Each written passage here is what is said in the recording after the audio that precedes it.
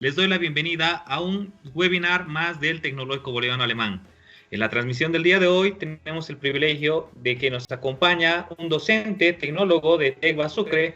En este momento nos acompaña Adolfo Mariscal Goitia. ¿Cómo estás, Fito? Buenas tardes. ¿Qué tal, Huguito? Buenas tardes. Un saludo a toda la gente que nos está siguiendo vía webinar, vía internet, ¿no? Y a todos los estudiantes que seguramente están conectados también. Muy buenas tardes. Muy buenas tardes a todos. Les presento algo de mi querido amigo Fito. Él es diseñador gráfico, artista plástico de profesión igual, y como les mencionaba, es docente tecnólogo en Tecnológico Boliviano Alemán, Sucre. El día de hoy nos trae un tema muy importante, bastante interesante para todos y cada uno de los diseñadores, no solo de Sucre, sino de todo el país. Venimos con el tema de el proceso creativo para quien diseñamos. Estimado Fito, son todos tuyos. Muchas gracias, Huguito. Bueno, la idea de plantear este tema nace de la inquietud en la que seguramente todos hemos estado en algún momento, y es cómo encaramos el trabajo, cómo encaramos los diferentes proyectos que nos van llegando, y que cuando estábamos empezando a iniciar nuestra vida laboral, ¿no? que va más allá del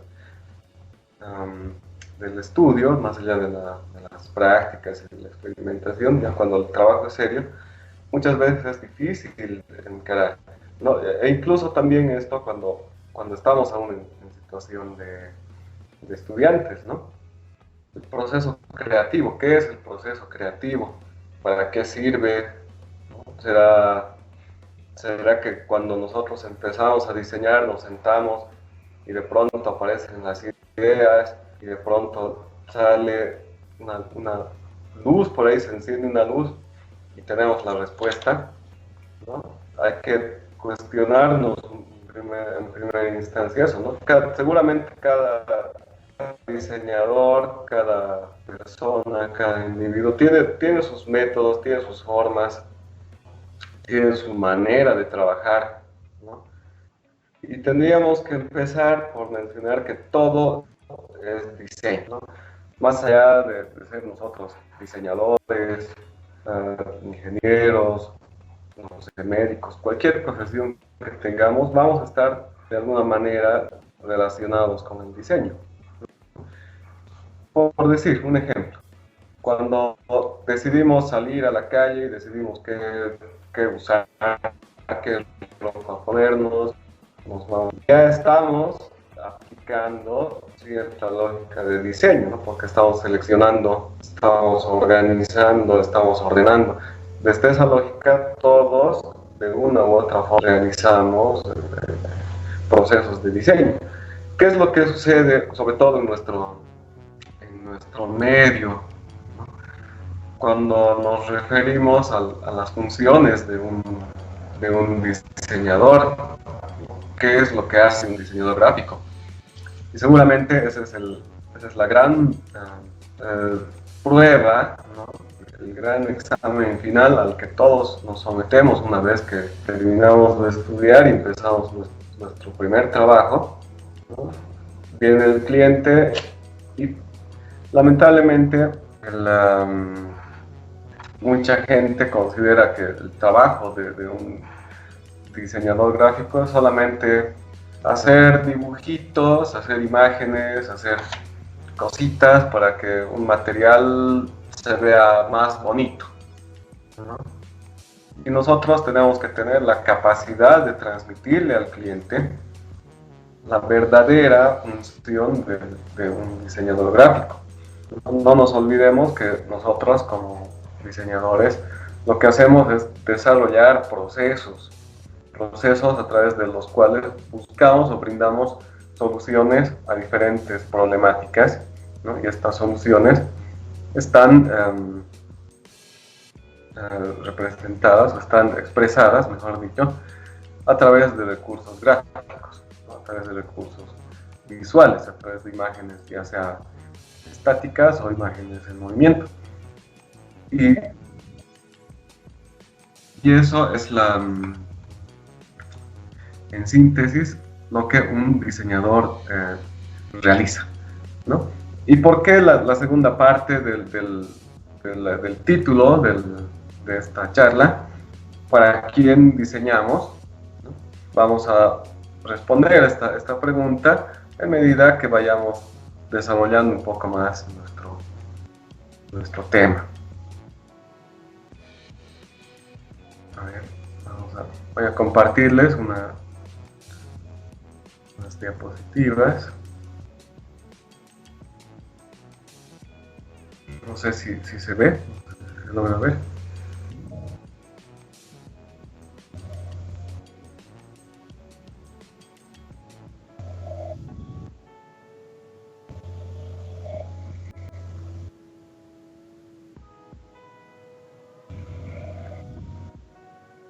Ya, muy bien, entonces, a ver. Decíamos, ¿no? El proceso creativo, para quien diseñamos. Empezaremos por ver qué es el proceso creativo, ¿no? Como les mencionaba hace un momento, existen diferentes formas de encarar los procesos creativos porque tiene mucho que ver también con la identidad del diseñador, tiene mucho que ver con cómo nosotros nos sentimos cómodos al momento de trabajar. Sin embargo, existen diferentes estudios que determinan ya un esquema, ¿no? Para poder desarrollar estos procesos. Tenemos este esquema que es más general, ¿no? Es un esquema más genérico que se puede ir adaptando a las diferentes situaciones del diseño que vamos a ir desglosando ahora, ¿no? En primera instancia, ¿qué es lo que se debe hacer o qué es lo que se tiene que hacer? La información. Recolectamos información, ya sea a través de entrevistas, ¿no? Que bien puede utilizarse un briefing, que no es más que un cuestionario que cada uno para obtener la información que necesitamos previamente a encargar el diseño. A partir de aquí surgen las ideas, ¿no? Que estas ideas tienen que ser múltiples, tenemos muchas ideas, ¿no? Todas son bienvenidas. Lo mismo que en la información, nada se debe dar por sentado, no podemos pasar por alto ningún tipo de información, ya que hasta datos que pueden parecer irrelevantes nos pueden ser de gran ayuda al momento de conceptualizar nuestras imágenes, ¿no? Entonces de ahí derivan las ideas, que van a ser muchas, y es aquí donde interviene la intuición, ¿no? En muchos casos, sobre todo cuando estamos empezando a diseñar, ¿no? Saltamos estos dos pasos previos, ¿no? Y pensamos que la intuición nos va a llevar a la solución inmediata del proyecto, ¿no? Y es un error en el que todos hemos caído, ¿no? En algún momento. Sin embargo, vale la pena considerar estos nuevos aspectos. Una vez que se logra esto de la intuición, tenemos las ideas, despierta la intuición y nosotros identificamos una de las opciones, o en su defecto unas 3 opciones, y procedemos a desarrollarla. ¿A qué me refiero con el desarrollo? Pues a formalizar, a ver el tema del color, ver el tema de la estructura espacial, empezar a componer los diferentes elementos para generar nuestra imagen en cuestión, el diseño en cuestión. Y por último, pasamos a la validación. ¿Qué es la validación? Es cuando aprobamos el diseño, ¿no? Y esto, como todos sabemos, se desarrolla coparticipación del cliente o los clientes, ¿no? O muchas veces los clientes de nuestro cliente, ¿no? Que eso es importante también definir, y esto nos va a dar la respuesta a la pregunta que estamos planteando. Este es un esquema bastante básico, bastante genérico, pero sin embargo podemos desarrollar algo más y podemos hacer que este proceso sea mucho más enriquecedor para el diseño.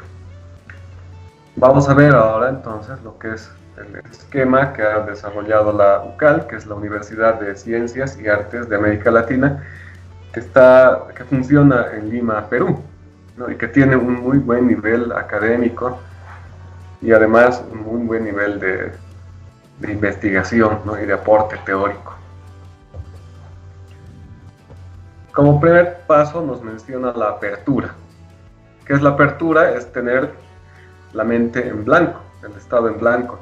Y esto se debe de realizar en todos los proyectos que encaremos. Cuando nos presentan o nos llega un nuevo desafío de diseño, tenemos que tener la apertura total de nuestra mente, ¿no? Borramos todo aquello toda esa información que tengamos aún ahí flotando de proyectos anteriores, o algunas otras ideas o preconceptos que tengamos, los hacemos a un lado y nos permitimos empezar de nuevo. Este paso es muy importante, porque esto nos va a ayudar a trabajar con una mente bastante fresca. Una vez que hemos logrado vaciar nuestra mente, entonces vamos a empezar a nutrirnos de la información. Y para eso vamos a definir la situación problema, ¿no? Y seguramente muchos estarán, se les viene a la mente, ¿no? El proceso de ejecución de proyectos que siempre desarrollamos, ¿no? Estamos hablando de un problema. Identificamos el problema, ¿no? Entonces estamos hablando también de un proceso metodológico. Una vez que hemos definido cuál es nuestra situación problema, es importante realizar en primera instancia una observación interna. ¿Y a qué nos referimos con una observación interna? Vamos a hacer énfasis en el concepto de lo que es la empatía. Nos vamos a poner en el lugar de nuestro cliente. ¿Cómo piensa? ¿Qué necesita? ¿Qué es aquello que le ha llevado a generar este emprendimiento, este negocio, ¿no? ¿O por qué es el que ha venido a nosotros para solicitar el trabajo de diseño, ¿no? Entonces estamos poniéndonos en el lugar del cliente, ¿no? ¿Cuáles son sus necesidades? A la vez que vamos a realizar una observación externa. Cuando realizamos nuestra observación externa, vamos a contemplar también, sobre todo, a los clientes de nuestro cliente, ¿no? Que es muy importante hacer esto. Además de ver a los clientes de nuestro cliente, también vamos a analizar la competencia, cómo está el entorno, ¿no? Cómo está el mercado. Y también en relación ya a nuestro trabajo como diseñadores, cómo están las tendencias, cómo están las exigencias tecnológicas, ¿no? de las cuales nosotros dependemos bastante al momento de diseñar. Luego pasamos al proceso de investigación, o a la etapa de investigación, mejor dicho. Y en esta etapa de investigación nosotros vamos a acumular la mayor información que podamos con todos los recursos que tenemos ahora disponibles. Antes del boom del internet, ¿qué es lo que hacían los diseñadores? Tenían un proyecto nuevo y lo que se procedía a hacer inmediatamente era conseguir revistas, artículos, libros, casi todo impreso, ¿no? Y uno empezaba a comprar ciertas revistas. Por ejemplo, si se iba a trabajar un logotipo para un consultorio médico, ¿no? Que tenga cierta especialidad, pues había que buscar revistas de esa especialidad y empezar a ver, a hacer un análisis profundo sobre los recursos visuales, ¿no? Sobre ese lenguaje visual que cada proyecto nos va a plantear como desafío, ¿no? Y una vez que hemos logrado completar nuestra investigación, pues pasamos a la etapa de conceptualizar. ¿Qué es conceptualizar? Es tomar toda esta información que es más teórica, que es más técnica, que es información más fría, ¿no? Y convertirla en colores, convertirla en imágenes, convertirla en elementos geométricos, abstraer, ¿no? Resumir toda esta información en recursos visuales.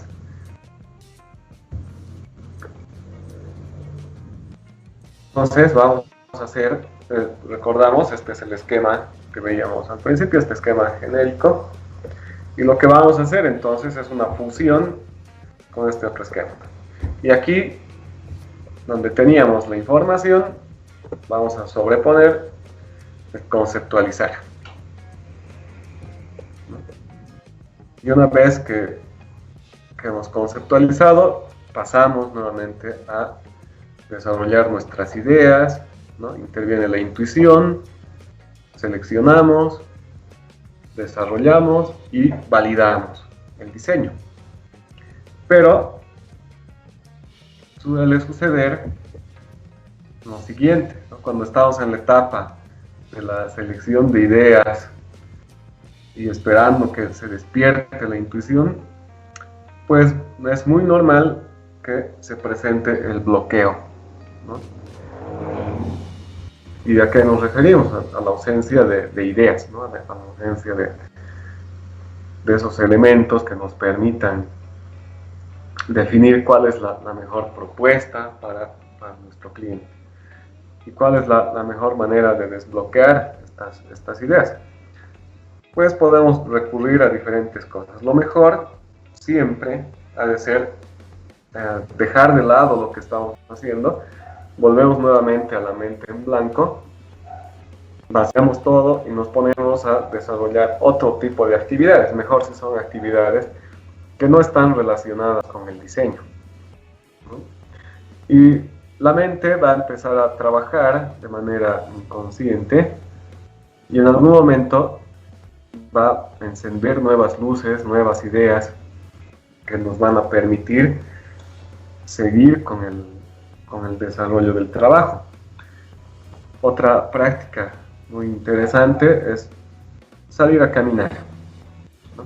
Bueno, quizá ahora es un poco complicado, pero en lo posible, ¿no? Salir a caminar, preferentemente por lugares que no frecuentamos habitualmente, nos ayuda a despejar la mente, nos ayuda a vaciar esa saturación, porque cuando estamos trabajando en muchas ideas, pues es lógico que nuestra mente se canse, se sature de imágenes y se dé este bloqueo. Entonces tenemos que destapar esto y lo mejor es refrescar la mente, ¿no?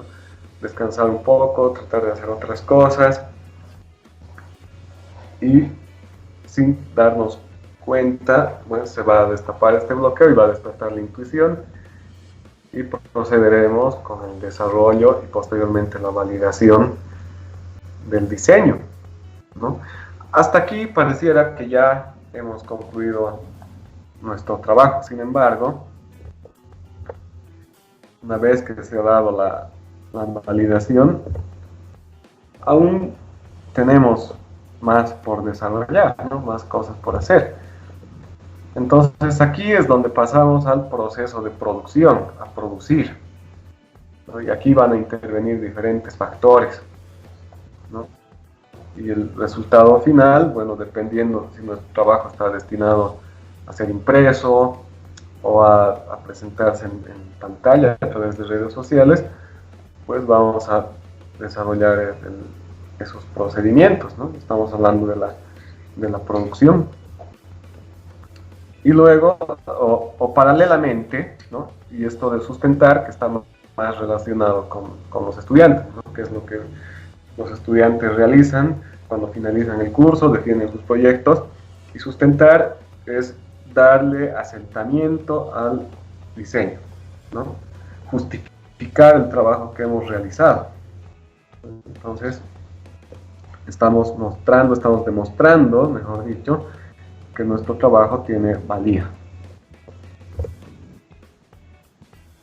Y por último, es muy importante realizar una evaluación.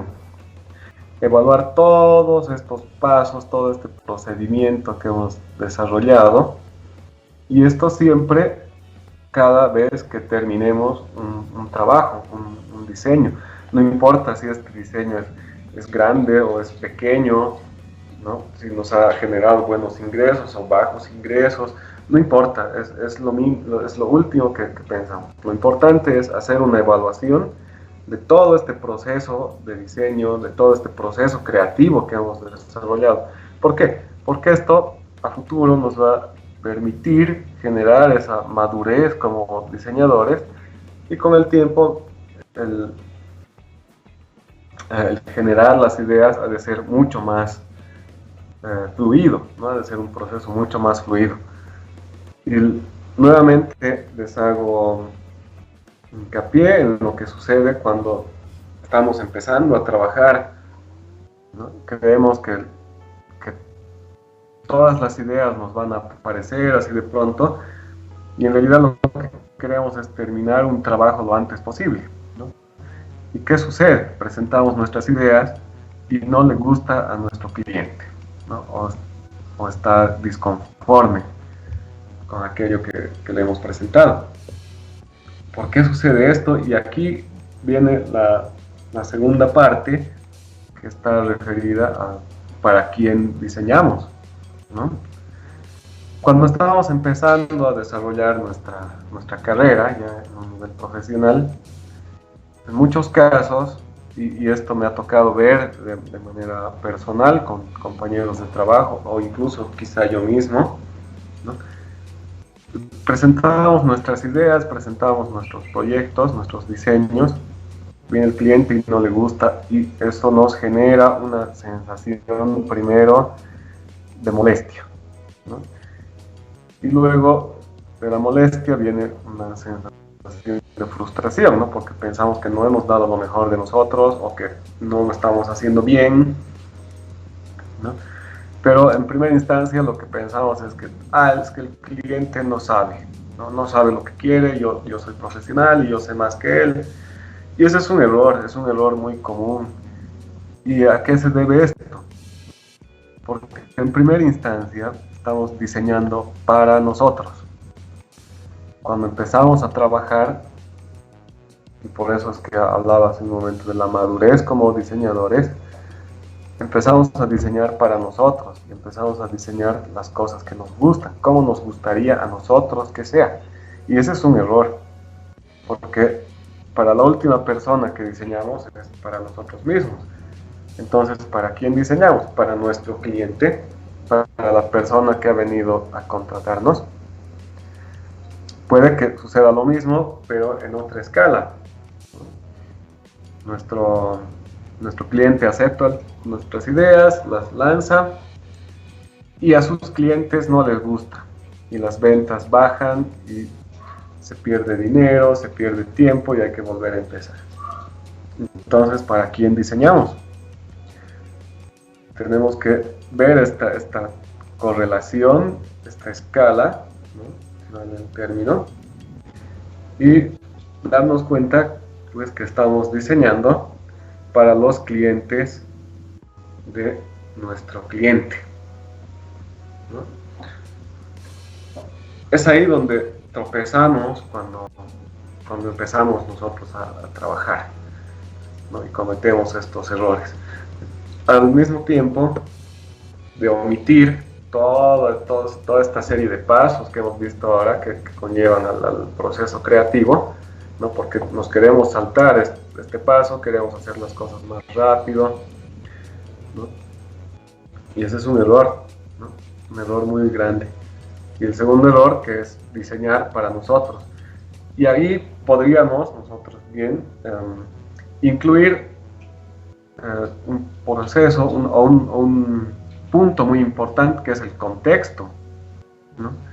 No solamente para quién diseñamos, sino en qué contexto realizamos el diseño. Y cuando nos referimos al contexto, nos estamos refiriendo no solamente a nuestro entorno de ciudad, ¿no? A un espacio determinado, sino también al público al que va a llegar el trabajo que estamos realizando, ¿no? Es muy importante ver, analizar, comprender el contexto social, cultural, temporal, porque los gustos, las tendencias cambian todo el tiempo, más ahora que la evolución tecnológica es mucho más veloz, mucho más avanzada que unos 5 años atrás, ¿no? Sin ir más lejos. Bueno, entonces, nuevamente hacemos referencia a la importancia, ¿no? de ejecutar un proceso, de acostumbrarnos a seguir ciertos pasos. La investigación, el nutrirnos de ideas, nos va a permitir refrescar nuestra mente y sobre todo la empatía, ¿no? En tener la capacidad de ponernos en el lugar del otro, no solamente de nuestro cliente, sino también en el lugar de los clientes de nuestro cliente. Espero que este tema les haya parecido interesante. Espero sus preguntas, si es que tienen algunas. Es un tema bastante corto, pero me ha parecido bastante relevante y seguramente de mucha utilidad para los estudiantes sobre todo y también para los profesionales, por supuesto. Muchas gracias. Realmente, como tú mencionas, un tema quizás corto, pero bastante importante, que deben considerar todas y cada una de las personas que se dedican al diseño. Yo creo que es de vital importancia que todos conozcamos todo el proceso creativo que has mencionado. Yo la verdad te agradezco por todos y cada uno de los conocimientos vertidos. A ti, pues, Hugo, y también al Tecnológico Boliviano Alemán por la cobertura, ¿no? Y por la iniciativa de realizar estas charlas. Gracias, Fito. Pasemos a la ronda de preguntas, ¿te parece? Perfecto. Tenemos una pregunta que viene desde Salamanca. Nos pregunta Daniel de la Viuda y dice: ¿cuál es un escenario ideal para el proceso? Mira, qué interesante esta pregunta.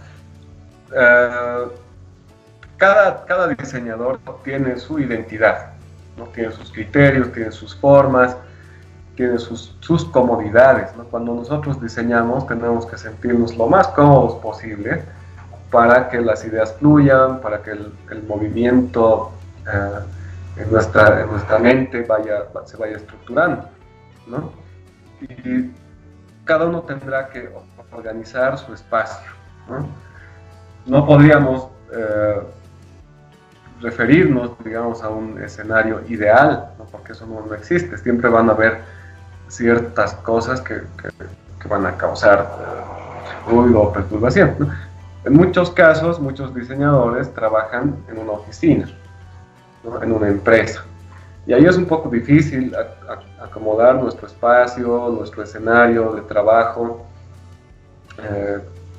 a nuestro gusto, según lo que a nosotros nos parece más cómodo, ¿no? En cambio, quizá esa es una ventaja cuando uno trabaja desde casa, ¿no? Donde puede acomodar sus elementos, su trabajo, sus herramientas, ¿no? Si le gusta tomar un mate, si le gusta tomar un café, generar un entorno, un espacio cómodo para desarrollar nuestro trabajo. Y eso va a responder, por supuesto, a la identidad de cada diseñador, ¿no?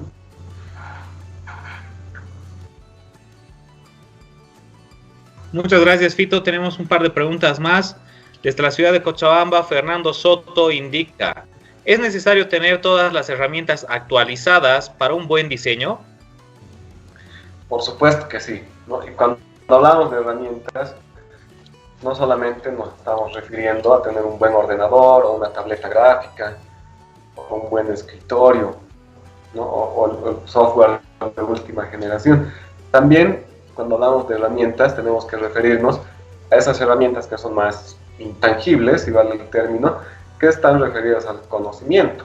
Entonces, estar a la par con el avance tecnológico, pero también estar a la par con las demandas que el diseño mismo nos impone, ¿no? que el público, que el mercado nos exige, es de mucha importancia, es bastante importante. El diseñador que se queda dormido, pues va a ser sobrepasado por la competencia que cada vez es mayor, ¿no? Cada vez salen al mercado nuevos diseñadores Y ojo que esto no es algo negativo, sino sobre todo en nuestro medio es algo bastante positivo, porque esto más adelante nos va a permitir, por ejemplo, definir aranceles, que es lo que más cuesta también cuando estamos empezando a trabajar, ¿no? Saber cuánto voy a cobrar y en qué momento cobrar de más, en qué momento rebajar, ¿no? Eso es también por lo que mencionaba hace un momento, ¿no? ¿Cuál es la idea que tiene la gente sobre la función del diseñador? Y para eso, para fortalecer todo esto, es importante estar a la par con esta evolución tecnológica, ¿no? Y de recursos. Bárbaro, estimado Fito. Tenemos un par de preguntas más. Como te decía, desde Sucre nos pregunta Mancaya Saavedra, indicando, en un contexto de diseño, ¿el cliente siempre tiene la razón?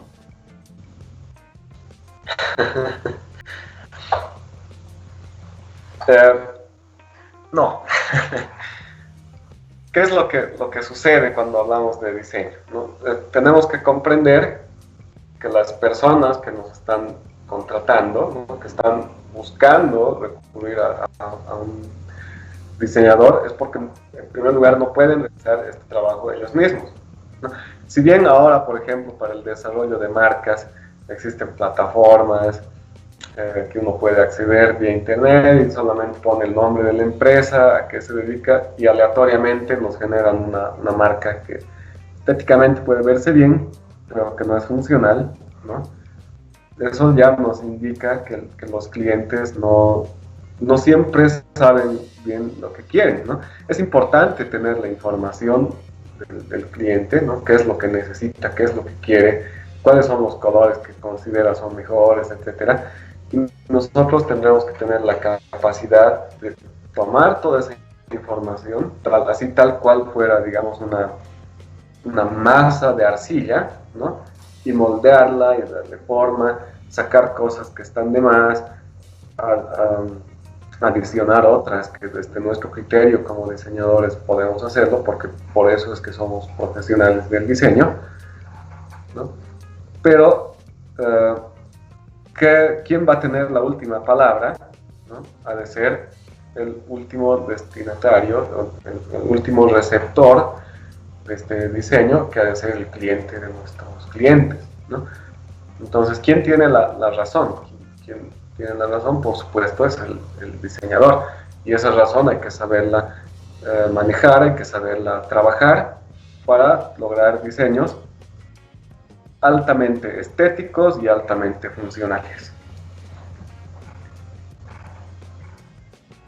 Realmente una pregunta quizás algo trillada, pero es algo que todos y cada uno nos preguntamos, ¿no? ¿El cliente será el que tiene la razón o el diseñador? Creo que la respuesta fue bastante atinada, estimado Fito, y creo que, bueno, en realidad estoy más que seguro que absolviste todas las dudas al respecto. Sigamos con la ronda de preguntas. Nos indica Fabricio Velázquez, ¿cuáles son personajes del diseño a seguir como inspiración?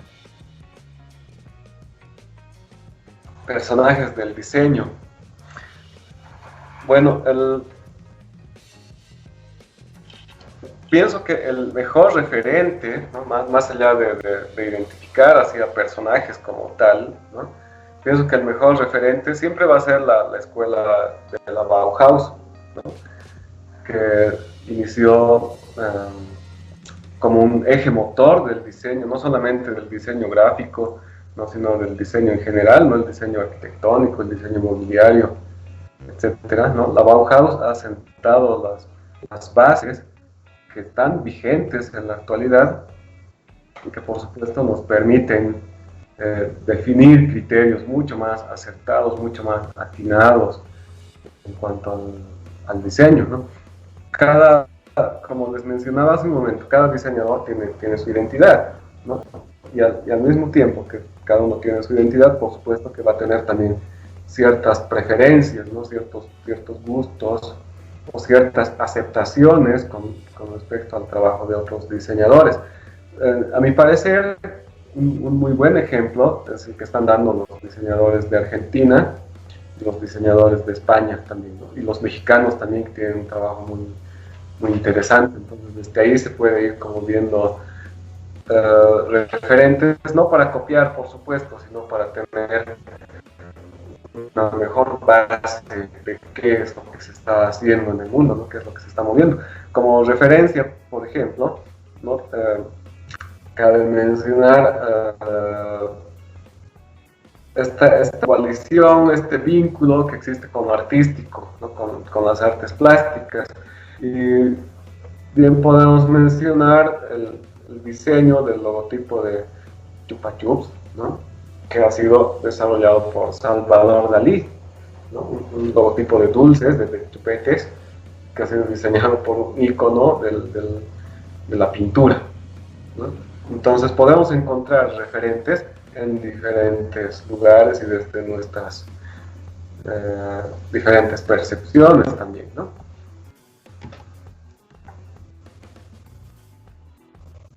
Genial, Fito. Tenemos una última pregunta que nos indica Cristina Mariana Ramírez. ¿Dónde podemos encontrar tu portafolio para ver tus trabajos? Muchas gracias por esa pregunta. Bueno, actualmente yo no uso Facebook, ¿no? Hace ya bastante tiempo. Tengo algunos trabajos en el Instagram, ¿no? Que me pueden buscar en el Instagram como Adolfo Augusto. Un portafolio así más directo como diseñador, generalmente lo facilito cuando me llega el trabajo, ¿no? Pero ya a partir de ahora creo que vale la pena ir subiendo también el trabajo de diseño a la plataforma de Instagram, que la verdad la he estado usando más en relación a la pintura, ¿no? Pero también se puede ver algo del diseño gráfico ahí, ¿no?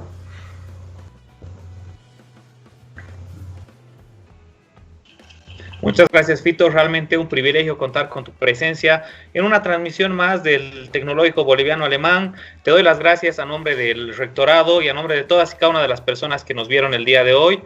Y realmente te agradezco también por todos y cada uno de los tips brindados. Muchas gracias por la presentación. Gracias a ustedes, gracias nuevamente al rectorado del TECVA, ¿no? a la gente que se ha dado tiempo para estar presente en esta pequeña charla, ¿no? Y a los estudiantes también, y sobre todo a la gente que está apasionada por el diseño, ¿no? Quizá para cerrar, quisiera generar esta reflexión, ¿no? Quisiera que todos nos vayamos con la idea de que diseñar es convertir algo cotidiano en algo extraordinario, ¿no? Y eso nosotros podemos hacer desde nuestro aporte como diseñadores. Muchas gracias, Huguito. Muchas gracias, estimado Fito. De igual manera, gracias a todas y cada una de las personas que nos siguieron por nuestras distintas redes sociales, tanto por el Tecnológico Boliviano Alemán Sucre, por TECVA Cochabamba y por SIDVA by TECVA. Los invitamos de igual manera a pasar por las instalaciones del Tecnológico Boliviano Alemán. Este 17 de agosto iniciamos las clases en la carrera de diseño gráfico y hoy pudieron presenciar el calibre de docentes que tenemos en el Tecnológico Boliviano Alemán. Muchas gracias, querido Fito. Realmente un privilegio. Gracias a todas y cada una de las personas que nos visitaron el día de hoy y pudieron ver este grandioso webinar. No olviden seguirnos para demás transmisiones las siguientes semanas. No olviden, nos vemos martes y viernes con los webinars del Tecnológico Boliviano Alemán. Tengan todos una linda tarde. Cuídense mucho. Adiós.